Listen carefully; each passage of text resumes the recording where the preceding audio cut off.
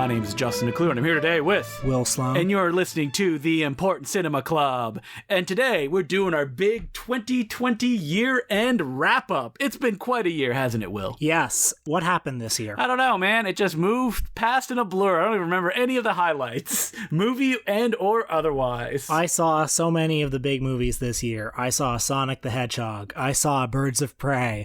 I saw Underwater with Kristen Stewart.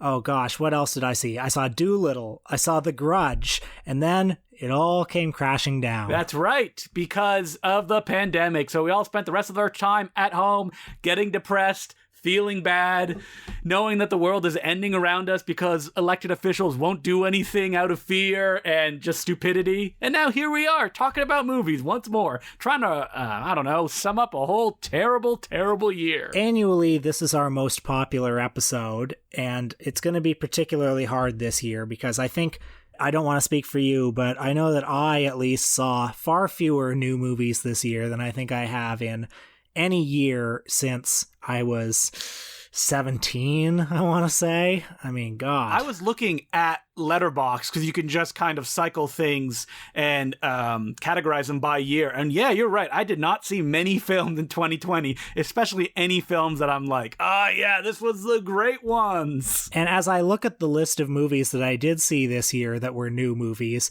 I mean, it's a roll call of shame.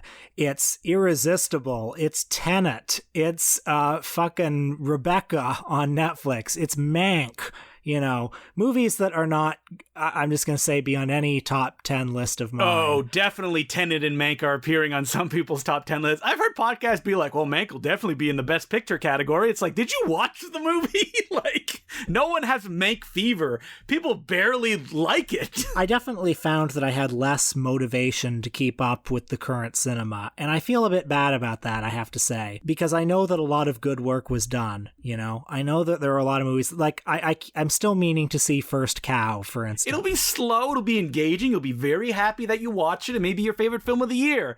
But getting there, that's the journey. And wouldn't it be great to see a movie like that in a theater, you know, where you can make a night of it? You can't take out your phone, you can't be distracted by anything, you can just be encompassed by Kelly Reichardt's vision, which right now we can't do. Exactly. And also, new movies are competing on my Roku with every other movie ever made. You know, it all becomes part of the same soup when it's on your TV screen. So I did spend a lot of time watching some of the classics, some of the not so classics. So we're taking kind of a different approach on the show this year. We're going to say a couple of movies that we liked this year, a couple of new movies we liked. Not necessarily the best movies of the year, but just movies that we may remember as being good this year and that we want to talk about. And we're also going to talk about some of our big discoveries. Yes. I hope, Will, that you're not going to have any Chaplin films in that list or anything like that. No, although I did watch some of his films this year, but no, I will be sticking strictly to first-time viewings, although I may bring up some movies that we talked about on the podcast because this podcast is a good venue for discovery for me. Actually, looking through the movies that I watched this year from whenever, I was shocked that I hadn't found any bigger discovery through this podcast. And I was like, am I just not working hard enough? So I hope that you'll remind me of some of those titles and I'll go, oh yeah, that was great. So to get started, we'll alternate between discoveries and films that came out in 2020 or 2019, you know how film releasing stuff goes. So first off, Will, what is a discovery that you made this year? One of the things I did this year was do a real deep dive into the Something Weird video catalog. You know, we did an episode on the beloved Seattle-based distributor of cinematic ephemera, Something Weird Video, a couple weeks ago. You know, there's so much to discover, much of it bad, much of it horrible, but every now and then you get just a little nugget of gold. Something Weird Video has a distribution partnership with the American Genre Film Archive. The American Genre Film Archive has been putting out, remastered Blu-rays of some of their movies. And they did a collection of anti-drug and anti-alcohol scare films. And there was one film on that package that really leapt out at me. A movie that I guess you can say is kind of bad, but is also really beautiful, like really powerful in a way. It's called The Trip Back. It is credited to a director named Ralph Weisinger, and, he's probably just some like hack who made, classroom scare films. But it's this record of this woman named Florrie Fisher, who was the scion of a wealthy family who became a heroin addict. And she clawed her way back from addiction and spent much of her remaining years going around to schools and delivering lectures about the perils of drug abuse. This woman was the inspiration for the Amy Sedaris character in Strangers with Candy. And this record of one of her speeches, she's just so extreme. Like, she starts at 11 and she keeps going.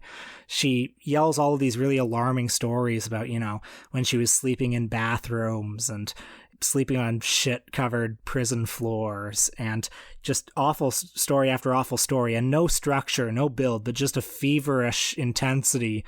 It reminded me a little bit of the Jesus performances that Klaus Kinski would give. So mostly just screaming then. Yeah, and this short film to me was like, it's what I always want to find when I'm like trawling through the Something Weird video catalog. I want to find a diamond in the rough. I want to find something with like a lot of passion and a lot of heart, even if it doesn't have a huge amount of sense. What's your first discovery, Justin? So I was looking at this list and I realized that like 4 of these on here are actually horror films. 2 of them coming from the fact that this year I did a 24-hour horror movie marathon, and my goal was to watch all movies that I had never seen before. Being someone who has seen many a film, it was very tough, so I actually found some discoveries. Like, for example, we watched this one movie called Kaun.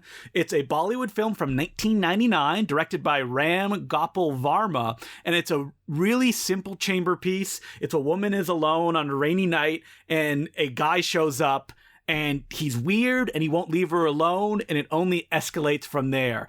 It is a super fun film. Almost everyone that watched it said it was their favorite film of the night. It's one of the rare Bollywood films that is 90 minutes, and it really made me interested in this director's career, Ram Gopal Varma, who has 60 films to his credit. Never heard his name before.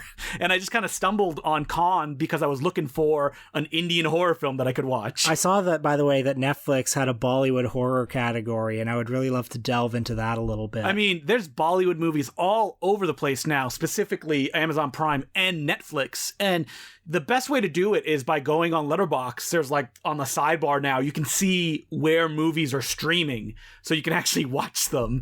And you can even program like, what services do I have? And it'll tell you like, oh, this movie's available or not. That's how I watch a lot of Indian films these days, because it'll tell me like, oh, it's on Netflix, or it's on Amazon, or it's on Eros Now, which is its own, Indian streaming service. So yeah, Kaun, big recommendation. Moving on to new films, what's one that you liked this year, Will? The one that I liked that was new the most that I saw was Daze by Tsai Ming Lang, who we did an episode on not that long ago. He's the great Taiwanese minimalist filmmaker. He said a few years ago that his movie Stray Dogs was going to be his last narrative fiction film, but he returned with this movie Daze, which played, I think, at the Berlin Film Festival in February, and it's been kind of circulating online ever since. And it's minimal even by his standards. The plot is very oblique, but it features his longtime muse, Li Kangsheng, as a man who is suffering some unexplained ailment and seems to be in great pain, who also lives alone, lives very isolated, and meets up for a meeting with a poor itinerant masseur/sex worker. And they have an encounter that leads to a sort of unlikely connection in the midst of all this loneliness, in the midst of all this suffering. And of course, the way I'm describing it makes it sound like it has a lot more plot than it actually does. It's typical of Tsai Ming Lang, where like you sit with the images and you just sit in them, like you're in a fishbowl, basically. Would you say it's one of your favorite of his films? I actually increasingly think it is, even though it's also one of the most uneventful of his films. And I realize that's not the easiest sell, but I found it a very relevant film for the times that we live in. I feel like it captures something of like both the suffering and the loneliness and the alienation that people are feeling, as well as the possibilities for unlikely connection that still exist in this context. And, Li Kangsheng, what a backside the man has developed over the years. I mean, what can I say? It's thick and meaty, and he shows it off. Yeah, you see a lot of it. And you got to be impressed by that. So speaking of filmmakers we've done on this podcast, Sion Sono has a new movie, and oh boy, is it a good one. It's Red Post on Escher Street, a film that just came out. I had never heard about it, no trailers, no nothing. And it's my favorite kind of Sion Sono film. It's one about filmmaking. In this specific case, it is a time-displaced narrative that follows seemingly 24 people as they all go for an audition for a new hotshot director's film. And as you see these auditions happen, you see what happened before, you see what happened after, you see their backgrounds. It's the closest that Sion Sono has ever gotten to Day for Night. It's not as violent as you usually associate with Sion Sono. Yes, there is a murder, and yes, one of the characters is a ghost, but it's like a really intimate look into what goes into being an actor, motivations, not making it, what kind of propels someone. And it all climaxes in this amazing sequence on one day of filming where all of these disparate characters that you've seen throughout this 2.5-hour running time finally get together, and it just explodes in emotion in the way that only a Sion Sono movie can. I feel like it would have probably been talked about more if there was a festival scene going on right now. It's also one that falls between the cracks because there's no gore, there's no violence. It is a strictly dramatic Sion Sono film, and it's one of his best in a long time, especially considering that his Nicolas Cage film is coming out soon, so this one will completely be forgotten. But Red Post on Escher Street, highly recommend it. You mentioned that it was kind of his Day for Night. I actually kind of would have thought that Why Don't You Play in Hell was a bit like that, because that's a movie that has a lot of exuberance around the act of filmmaking. How does this compare to that one? I would specifically say that it's more of his Day for Night because it feels more like a slice of life, while Why Don't You Play in Hell is like a big explosion of passion, and it's focused on these specific characters. The kind of fragmented nature of Red Post on Escher Street and the kind of looks into the lives of all these people is more reflective of the François Truffaut film.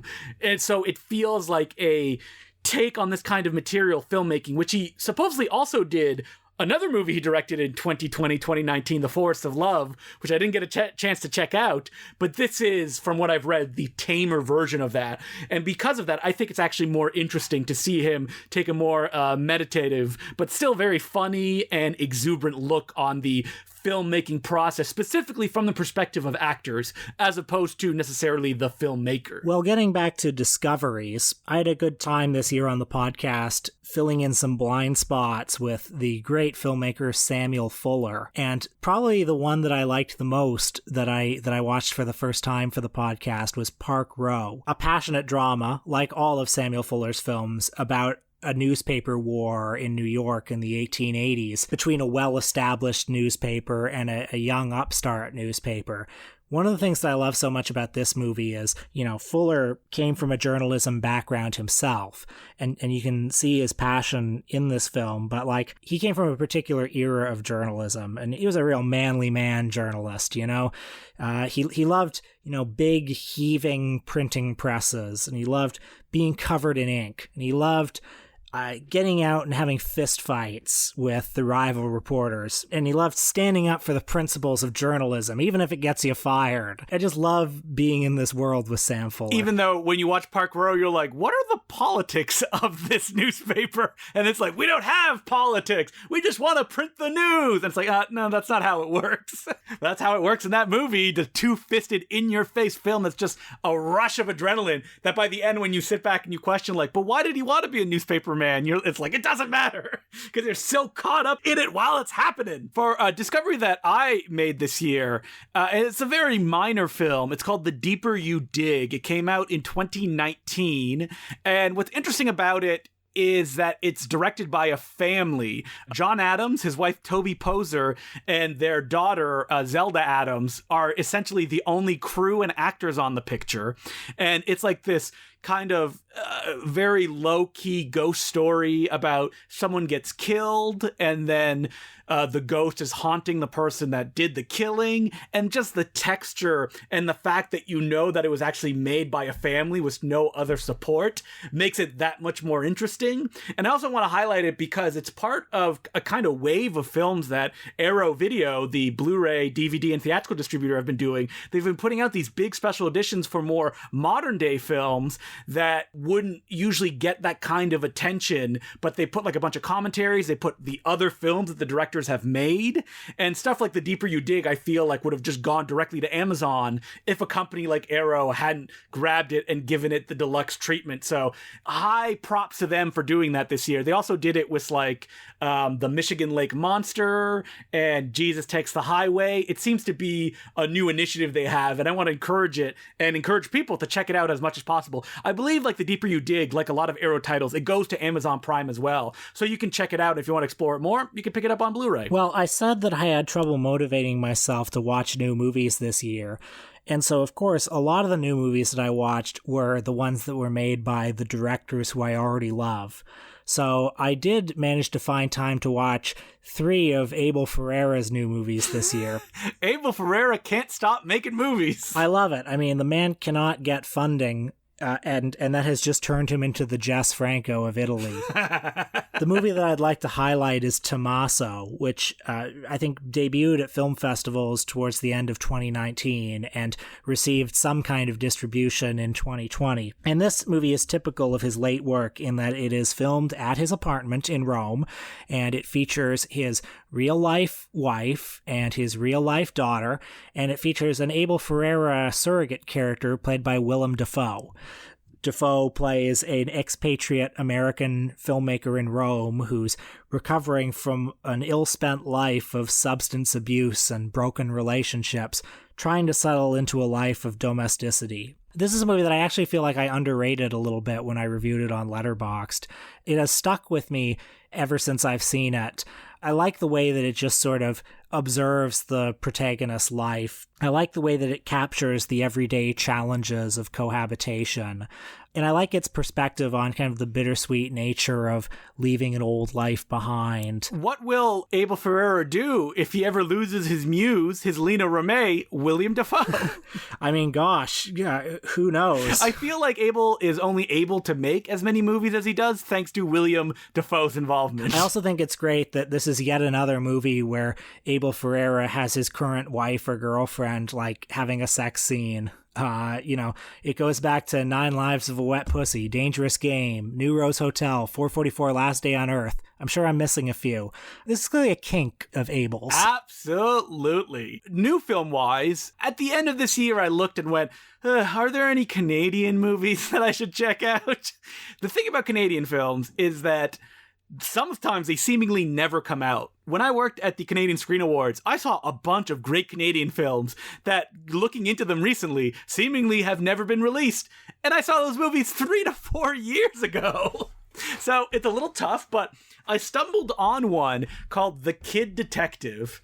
And this piqued my interest because it was written and directed by Evan Morgan, who co-wrote The Dirties, which we've talked about before. It was a Matt Johnson film from 2013, and he was supposedly Matt Johnson's creative partner, and they had a falling out, but he was able to bring together a package that allowed him to write and direct, and what ended up coming to the screen is like this low-key, almost Shane Black noir starring Adam Brody as a detective who used to be one of those, like, Encyclopedia Brown style guys, but now he's grown up and he's a loser, and somebody comes and approaches him and says, hey, my boyfriend was murdered. Can you figure out what happened to him? It's super low-key, it's clever, it's funny, it ends way more dramatically than you think it would, and it's just like a well-rounded, surprising motion picture that I feel that, due to its generic title and cover art, and the fact that it seems like there's a million movies about kid detectives out there, that it will just fall through the cracks. But I highly recommend people checking it out, especially if you like stuff like Kiss Kiss Bang Bang and The Nice Guys. It fits within that mold, but it's also about a loser, and it's much more low-key because, of course, it's a Canadian motion picture. Well, returning to discoveries, The thing that I love about Hong Kong cinema of the 70s, 80s, and 90s is it seems like a bottomless well, or a well that constantly replenishes. I don't know. I'm not good with metaphors today. Like, I remember a few years ago seeing a marathon of like 5 Hong Kong action movies from the 80s and 90s, and like some of them were better than others, but all of them had like fight scenes in them that, if they came out in a movie today, would just be instantly historic, instantly iconic. They were making them every week back then. It felt like this little port city just had this energy that was coursing through its veins in those decades. Now, the one that I'm going to mention is an acknowledged classic of the genre, but also a movie that it's quite possible that people haven't seen, which is Righting Wrongs by Corey Yuen, also known as Above the Law. It took me a long time to get to see it because it didn't have Jackie in it, didn't have Sammo in it. But it does have Yuen Biao, their old buddy, who plays a lawyer who decides to take the law into his own hands. Plot doesn't matter. Has some of the best fight scenes I've ever seen in a movie, including some with Important Cinema Club favorite Cynthia Rothrock. And I would particularly like to highlight the fight scene in the middle of the movie that takes place in a parking garage where a car like drags Yuen Biao across the garage right by the wheel.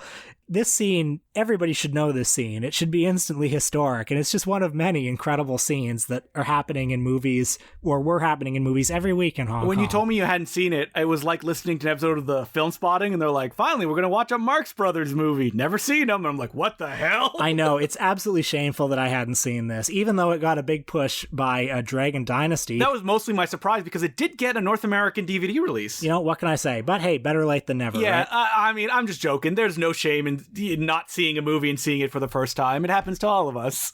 So as far as more discoveries go, I love it when somebody that I know really likes movies recommends something to me, and that happened. Someone was like, have you seen Screamplay? And I was like, no, I don't know what it is. It's a 1985 film, and it's black and white. It's from a one-time director, Rufus Butler Cedar, and he's most famous for creating life tiles, which are the glass-walled murals that appear to come to life when like people walk by. And this is the only film that he directed, and it is a surreal kind of film about the process of writing a screenplay. It's kind of like Barton Fink. It's like a guy moves to the big city, LA, moves into like a apartment complex run by George Kuchar. Whoa. He is just kind of driven insane, and the script that he's writing starts to happen in real life.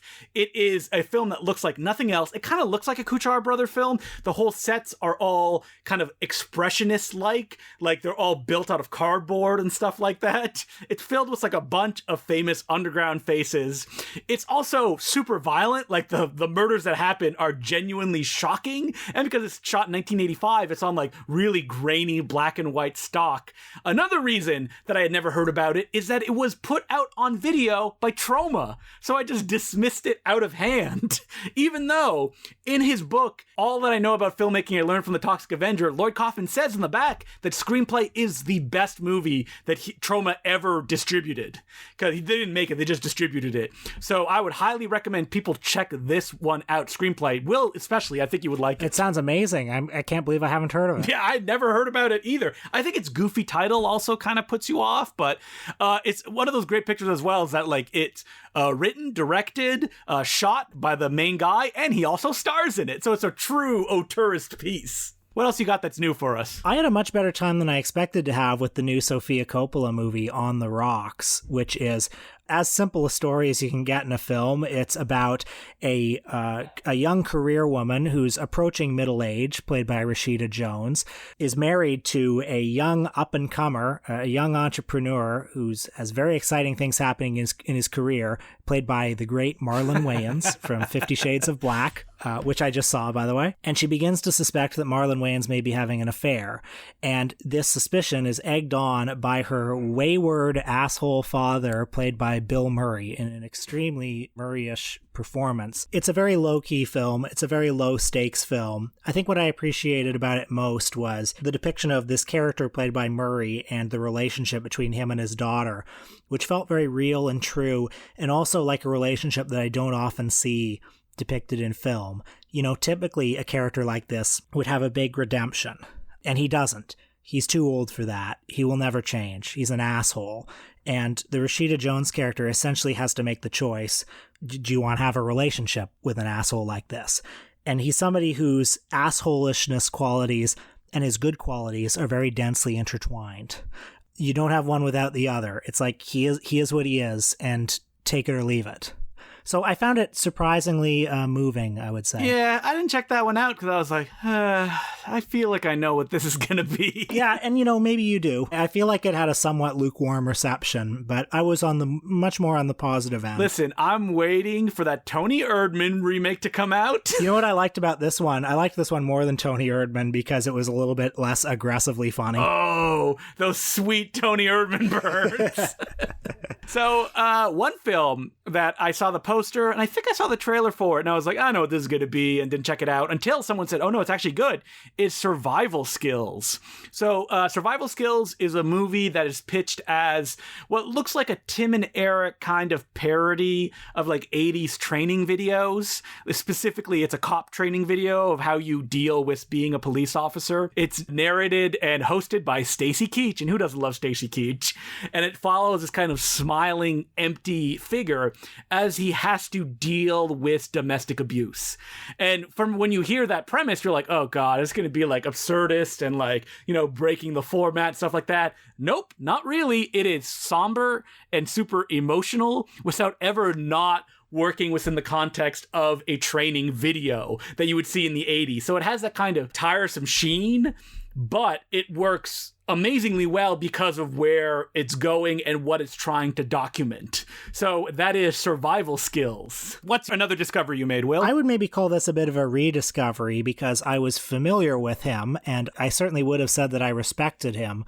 But this year, I developed a whole new love and appreciation for Michelangelo Antonioni. I watched La Notte and I watched L'Eclisse recently, and I'd particularly like to highlight La Notte, which stars Marcello Mastroianni and Jean Moreau as a couple who, very much towards the end of their relationship, he's a novelist who's basically sold himself into hack work. She's his disillusioned wife.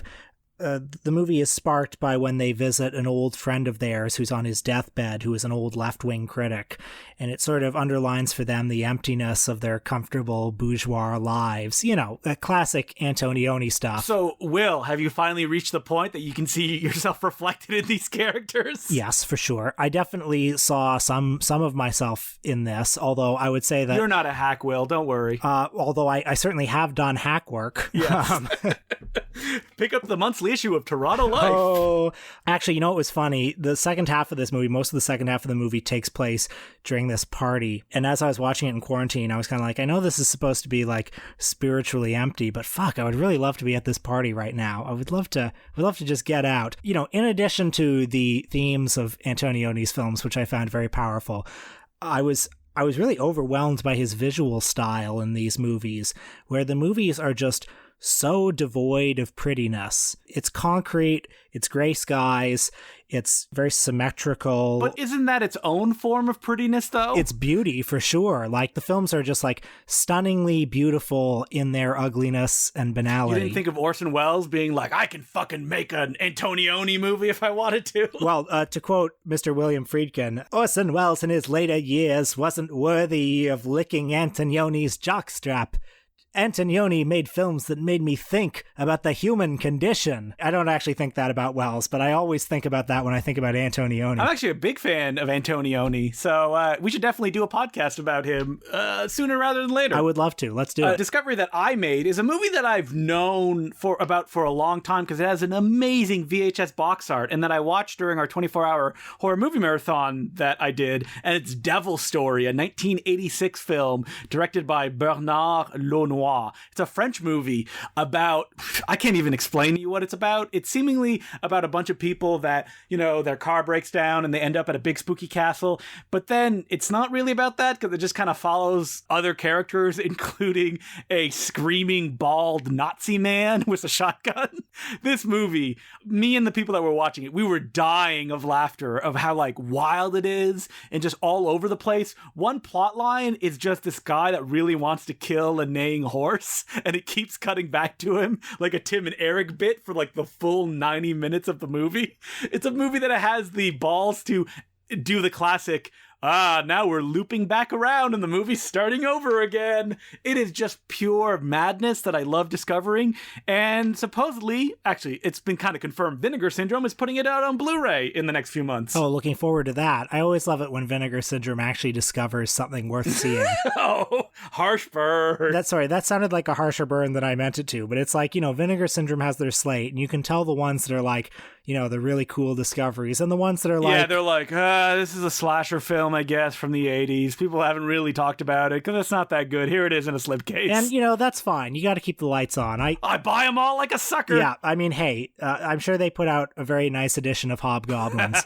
And now returning to new movies this year, I would, of course, like to highlight Vanguard with Jackie Chan. I'm just kidding. That is not a new discovery. But I would like to highlight another very digital-looking movie, which is Spree, the latest film by Eugene Kotlyarenko, who made Wobble Palace. Does this director have you in his pocket, Will? He does not, but he is somebody who has me kind of excited. I don't want to jinx it, but I feel like he's somebody who sort of gets extremely online millennial culture in a way that I haven't seen very much. I only say that because I think one of his movies, Wobble Palace, made your top 10 list a few years ago, and I saw him lurking in the comments on Twitter as well. Yeah. I mean, I saw Spree as well, and it's great. What is it about, Will? Well, it's about a wannabe viral vlogger who is also an Uber driver who decides to go viral by having a killing spree on camera. The setup of the movie, I think, is verges on lame. When I heard that this film was all from dash cams and phones and stuff like that, I was like, oh no, please no. Yeah, it sounds like the modern day version of Series 7, The Contenders. Yep. But I think what makes the movie really work is just how immaculately detailed it is. Oh my god, all those comments that come up on screen as stuff happens, so good. Yeah, it's really fun, and the whole character, the supporting character played by Sashir Zamata as a kind of viral Twitter famous comedian. So when I saw in your Letterboxd review, you're like, I know people like this, and I was like, I wonder if, and then I watched the movie and I'm like, I know exactly who he's talking about. Yes. At the end of the movie where there's the montage. Too real, man. Yeah, you see that New Yorker article? It's incredible. And I also think the central performance by Joe Keery, who I understand is from Stranger Things, very good too. So yeah, I think it's just a really good time. I have another Indian film to recommend. This one did not come out in 2020. It came out in 2019. But to us North Americans, these movies are new because it takes a while to get here. And this one was recommended by an Indian critic to Peter Kaplowski when Peter was in India, as a Midnight Madness programmer does. Someone told him, oh yeah, forget the movies you just mentioned. This is the one you should check out. It's called, I'm going to say the title wrong, Kaithi. I think I've mentioned it on the podcast before. Kaithi. And essentially the premise is a guy just got out of jail and he just wants to go see his kid, classic Con Air stuff, when he is somehow put in charge of driving a truck filled with poisoned police officers to a hospital over one long night as a whole bunch of gangs try to come after him. So it's a mixture of Wages of Fear and The Warriors. And it's just a great Indian movie that when we went looking for it, it's just on YouTube. I believe it's on Netflix or Amazon now. And so I would highly recommend checking it out. The director, based on this film alone, his next film that was supposed to come out this year but was delayed, called Master, he made with Vijay, one of the big Indian stars. So obviously this was a big launching pad for him, and more people should check it out. Kaithi, Kaithi, directed by Lokesh Kanagaraj. Oof, boy, had some trouble with that name because I'm bad at pronouncing things. Oh, that sounds great. And I gotta say, one of the many things that I missed during quarantine is being able to go see Indian movies with Me you, too. Justin.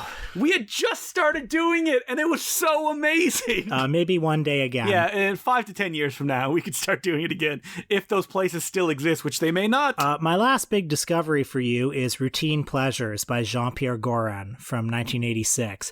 Jean-Pierre Gorin, you may know as the guy who collaborated, Justin knows, as the guy who collaborated with Jean-Luc Godard in the early 1970s, making some of Godard's most impenetrable films. Did you see somebody on Twitter found that because Jean-Pierre Gorin is a teacher, You can find them on like ratemyteach.com or something like that, and the reviews are very funny. Oh, they're so good. Well, they're extremely divided between people who are like, what a privilege to have Mr. Goran teaching me. And who is this old fuddy-duddy who thinks everything sucks now? And, maybe there's a little truth to both of those things. Yeah. I've seen the films that he made with Godard. They are very difficult. They're very confrontational. And so I wasn't prepared for how sort of warm and funny Routine Pleasures was. It's a documentary/essay film about guys in California who have a model train club. They have a little clubhouse that they go to every Tuesday, and they have this really immaculate model train, very detailed, that they play. The movie goes back and forth between these guys and Goran's reflections on his great hero, his great mentor, and it seems a rather unwilling mentor, the American film critic Manny Farber. And Farber had that famous principle of termite art, a humble piece of craftsmanship that doesn't have any pretense of saying anything profound, but is nevertheless an evocative piece of Americana. And Goran seems to see some kind of kinship between these train guys and their big train set and Manny Farber's termite art principle. And by the end of the movie, you get the sense that Goran has alienated the train guys. He's possibly alienated Manny Farber a little bit. And now he's alienated his students. Everybody's a little bit tired of him. But, the movie has a great sense of humor, and I had a great time watching it. So one discovery I made is one that I should have made a long time ago, but I was able to get my hands on a French Blu-ray and watch it in remastered widescreen glory, and that is 100 Horsemen, directed by Vittorio Catafavi. Oh, man. This was I believe his last feature directorial effort, and it has the novelty of being a medieval set film as opposed to like a peplum or like a sword and sorcery picture. And it is a wild, sprawling thing about an invasion of a society by an outsider force, but at the same time it's telling like this novelistic and very fascinating way that kind of politics happen within this context, obviously mirroring what was going on in 1964. All rendered in this beautiful, epic style. A lot of critics who tried to make a name of themselves in the 60s would say stuff like, the final battle in 100 Horsemen is better than what Orson Welles did in Chimes at Midnight. And I was shocked to learn that they are very similar to each other, but Catafavi did it a couple years before Chimes at Midnight. Well, I'm always telling people that Catafavi is the real master and that Antonioni stole everything he knew from Catafavi. And 100 Horsemen is also like super showy as well. Like that final battle goes from color to black and white in like a few cuts, so it kind of transitions, trying to trick the audience that they don't realize it until it's a few seconds into it. So a lot of stuff to love. Unfortunately, I don't believe this has been released anywhere in North America, but if you go looking online, you could probably find a copy of it dubbed in English. So highly recommend 100 Horsemen, directed by Vittorio Catafavi. Well, there's only one filmmaker who excites me, and that is Sam Newfield. I thought that you were going to say Woody Allen, and I'd like to recommend his new film as my last 5 of 2020. Oh, shit. Do I still have one more left? I can sub you in. I got one last one to go. So this is one... These are the kind of discoveries that I always dream of making, which is somebody just reached out on Facebook and was like, hey, have you seen this movie by this person? I haven't watched it yet, but the trailer looks funny. And I was like, no, I haven't. I guess I'll check it out. And I ended up watching it with a bunch of friends, streaming as we usually do during the weekends. And it completely blew our hair back. It's a film that is written, directed, choreographed, shot by a martial artist named Shunny B, a Nepalese martial artist, actor, mogul, I will say. This movie is called Fight for Fury, and it is kind of the magical ego projects that you always dream of stumbling on, where the star is the greatest guy that has ever lived. Everybody loves him, and it's filled with baffling filmmaking decisions. At one point, a giant dog comes into the shot and then disappears, never to be seen again. And when it happened, I believe someone's like, I believe this is the reincarnation of our mother trying to give us a message. I have never laughed harder than I did watching this movie, Fight for Fury.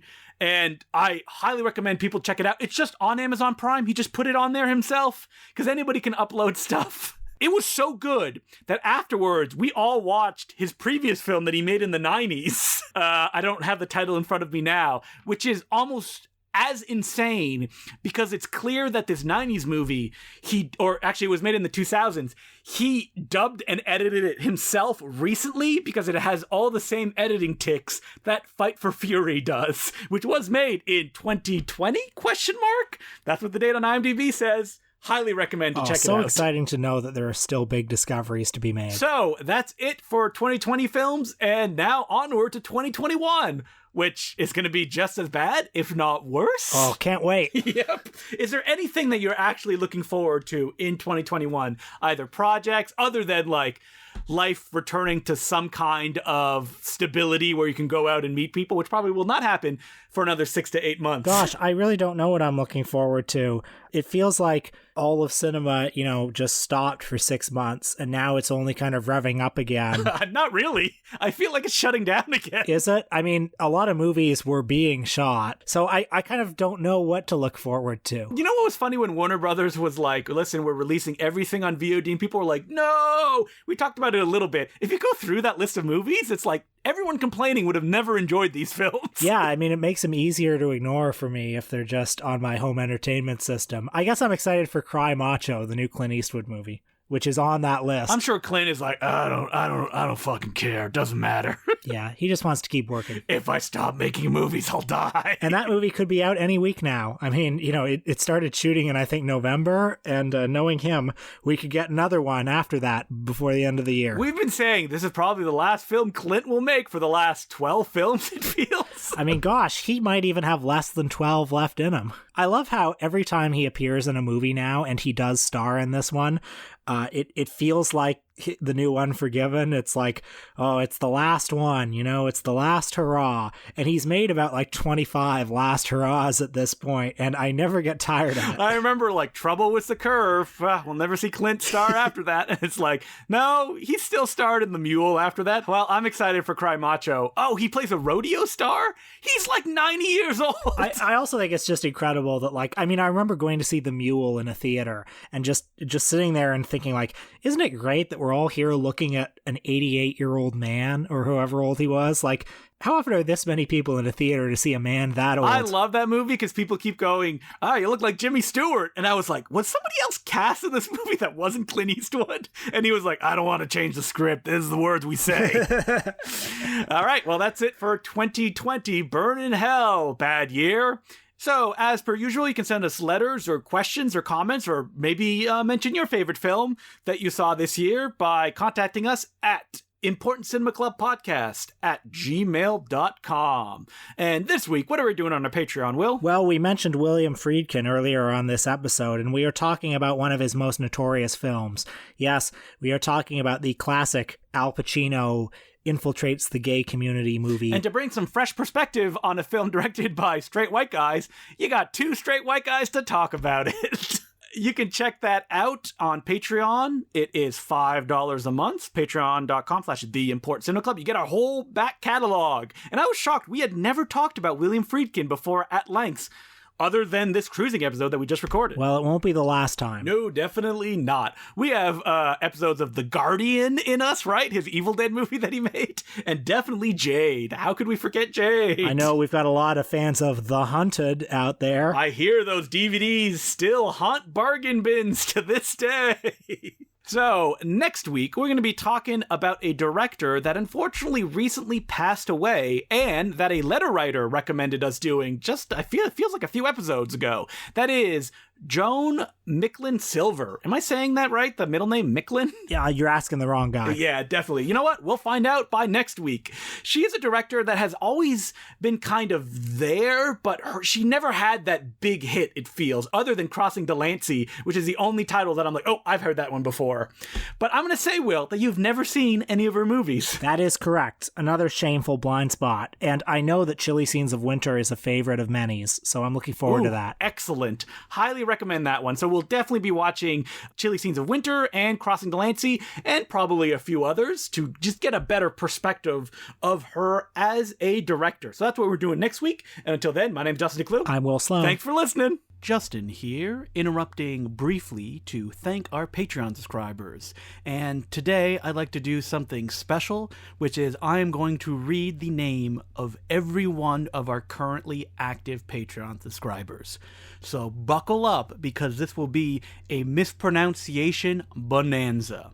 I would like to thank Sinjin, Chris Barabay, ThatShelf.com, Jacob, Cameron Maitland, Zach Tennant, Tim Schofield, Kevin Roy, Albert Davis, Jacob Peterson, Rick Descartes, David Springfield, April Lemansky, Brandon Lim, Andrew Ford, Tom Golden, David Dean, Terry McCarthy, Thomas Rostock, Darrow Bartlett, Jack Frayne Reed, Chan John, Ethan Vesby, Graham, Etienne Crapeau, Jesse Shira, Justin Fox, John Paul McKenna, Gregory, Nate in St. Paul, Cinema Zombie, Dustin Eisman, Marquis de Suave, Gart, Chris Chan, Liam James, Dom Sinicola, Borja Perez, William Jones, John Semley, Alex Griffith, Yoon Stewart, Sean Glynis, Jordan Christenberg, Amy Ziad Bouassi, Alexander Ross, Daniel Acosta, Michael Chow, Matt Kludge, William Walker, William Buckingham, Zach H., Will C., Emmett Crudas, Emil Dirks, Juha Matula, Kevin Senni, Scotty Gilmer, Thomas Johnson, JP McDevitt, Marco Balaban, Turka Yulinen, David Ibister, Stuart Shepard, Tim Vermeulen, Trey McKinley, Guy Nelson, Ian Keith, Joe McGregor, Roy Den Boer, Stephen Vag, Daniel Benoit, Ralph Alec Berg,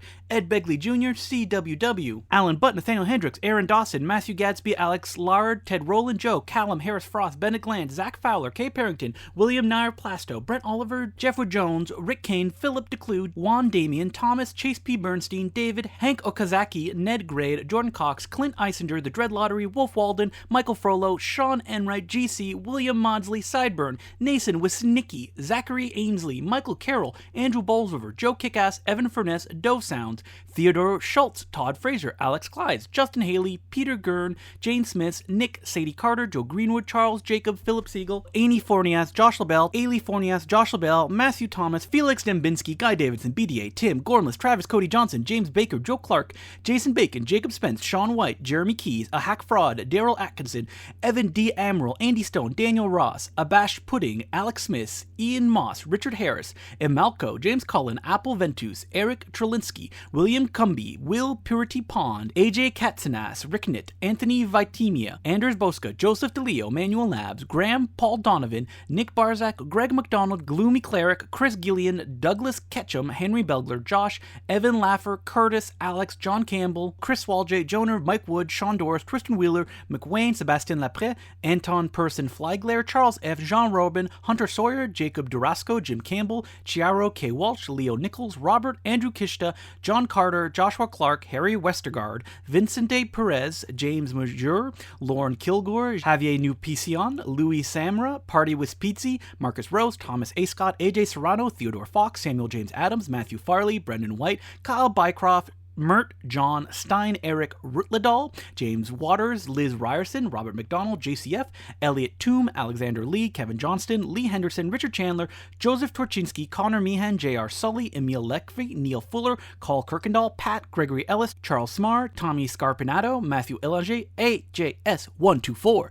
James Renforce Frederick, Luke, Jack Book, Avery Brooks, Donald Patterson, Alex Lyons, Cole Flowers, Alex Wilson, Adam W., Alexander Rifford, Ellie Osman, Brendy Murray, Old BC, Alex Holmes, Jeremiah McDonald, Conrad Falco, Robert Krantz, Matthew Blenkar, CF, Dustin Bullock, Dave M., Hayden Michael Cole, Stephen Calvert, Daniel McFarlane, Adam Bishop, Tony Scott Fan 1, Ben Borchard, Nietzsche Zimmerman, IC, Just a Dot, Nathaniel Tyson, Luke Welling, Ivy Parsons, Nru, John Petrovich, Agent S, Thomas Shepard, Johnny Mockney, Ellie, Eric Ward, A. Bancroft, Sadie Hawkins Pod, Adam Nab, Jennifer Gibbons, Sebastian Lapre, Daniel Newton, Andrew Knight, CMPN, Charlie Yo, Steve Putz, Ian Elliott, Ben Turnbull, Johannes Schoninger, Sean Fuller, Annette, Mark Watson, Scott Morris, Garris Marley, Colin Griffiths, Aaron Whiteley, Patrick Kennedy, Ben, Louis Waters, Don Smorchma, Luke Devereaux, Soya, Bradley Roy, Eric Jarvis, Lisa Silver, Peter Koplowski, Chase East, Jesse Briskin, Jacob Bowles, Andy Willick, Nicholas Reed, Buzzkill Squad, Stephen Douglas, Michael Chiecci, Quinn Henderson, James Morgan Wells,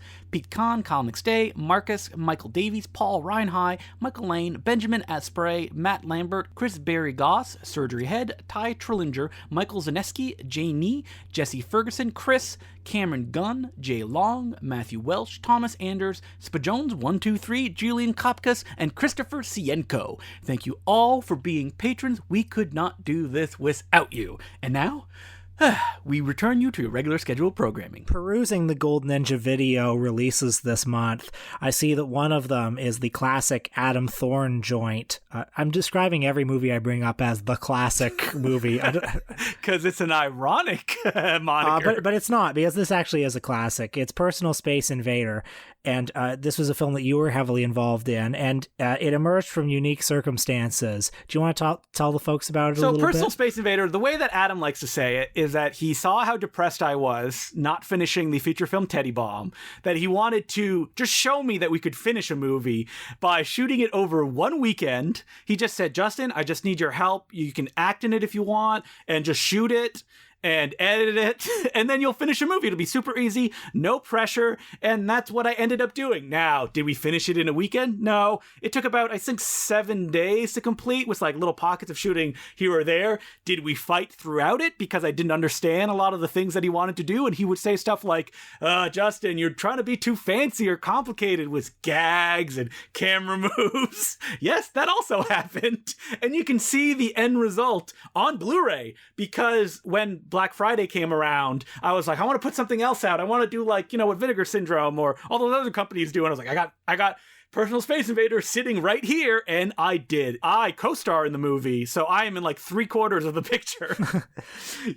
That I'm not behind the camera when it's slightly out of focus because I had to hand it off to somebody else. Do you feel a sense of authorship in the movie at all? Because the way you're describing it, it sounds kind of like the Chungking Express to the Ashes of Time that was Teddy Bomb. Yes, I do, because Adam, when I showed up, he had like 2 pages written, and he freely admits this. He didn't have a script. And because I was like, I'll only do this if it's feature length. And when I saw what he had, I was like, oh my God, this is not going to be a feature length movie. So we just made up a bunch of stuff. Like I said, we butted heads a lot throughout it because he didn't want to be too fancy or make it look like he's trying to make something fun, which is a very like conflict that comes up when you make movies. And what's interesting is that like a lot of the problems that we had, I mean, we're still friends to this day. We actually hashed them out on like a 40-minute interview that I did with him that's on this Blu-ray. Yeah, like the movie has like a long 5-minute one take scene because me and the main actor, while Adam was like doing something up in his apartment, we just went out and shot it on our own and included it in the movie because I wanted it to get to at least over an hour. And there's a whole scene that's shot just by myself. And I actually didn't tell Adam that I shot it because I knew if I did, he said, no, don't do it. I don't want this in the movie because I wanted to get over that hour mark, and it's in that film. And what's also fascinating about the project is that Adam, a year later, went and shot his own Personal Space Invader 2 without my involvement at all creatively. He showed up one day and I play a head in a bag, but that's all that I had to do with it. And it's included on this Blu-ray. So did the movie succeed in its sort of aim of re-energizing you creatively? It did, because it was a bunch of firsts, which was the first feature film that I completed on my own. And the reason that it got completed was that Adam, before we started shooting, he booked a date at the Trash Palace to screen it. So he's like, it's got to be done by then, Justin. A lot of people are going to show up and we won't have anything to show. And also it was the first time that me and Emily did sound. We dubbed the whole movie.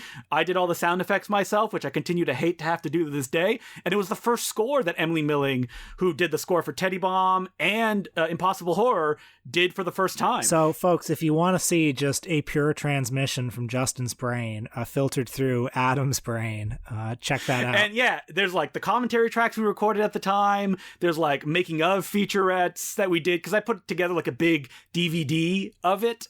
And so I just got all the special features from that. And what's interesting, it's the first time that I can say that like I'm releasing a personal film and in high definition. And it's never been seen that way before because it only ever came out to DVD. I actually went back to the original timeline of the movie from like 6 years ago and had to like futz with a bunch of stuff to make sure it could export, but then re-exported the whole thing onto Blu-ray. So this isn't a George Lucas situation, is it? No, I did not change anything. I did not do any edits, or that would have to involve sitting down and watching the entire film again. So no, thank you.